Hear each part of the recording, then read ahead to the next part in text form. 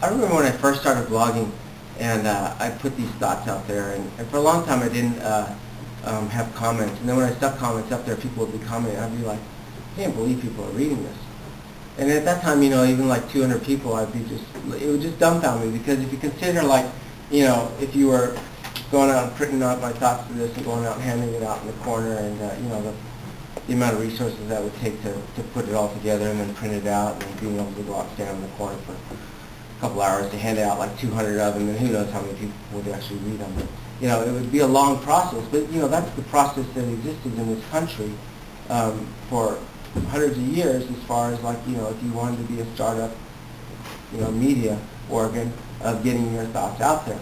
And so the idea of, me, like, being able to, in 2001, being able to, like, type my thoughts and a couple hundred people would read them across the United States, it just blew me away, that it was that easy, for people to come across what I was writing and to read it and to give me feedback. And I had no idea that, when back then, that it would grow as quickly and, largely as it did.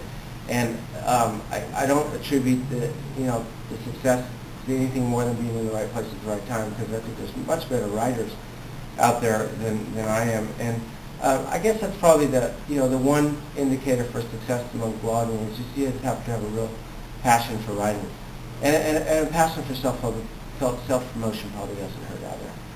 If you're a good writer, it's one thing, but if you have the ability to push your writing out there, and even being annoying at times, that helps a lot too.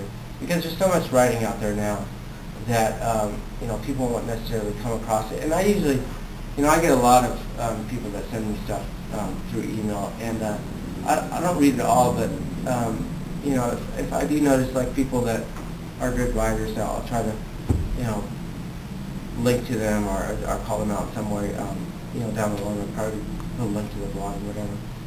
But it's not the same as it was when I first went in. But I don't think it's all that different in terms of the numbers.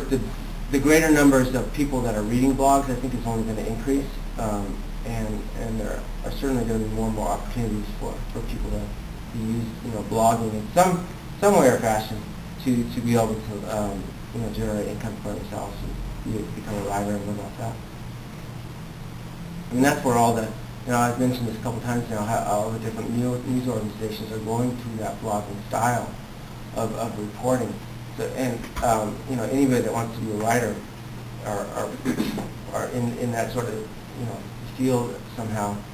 Having the ability to blog, I think, is a really good asset. And the ability is basically to be able to think critically without editing, without relying upon too much editing, and just putting it out there. It takes grammar skills, but it's ultimately a skill in being able to, like, just authentically, like, type something that people can read after you haven't put a whole lot of thought into it, but just enough to get it out there that people want.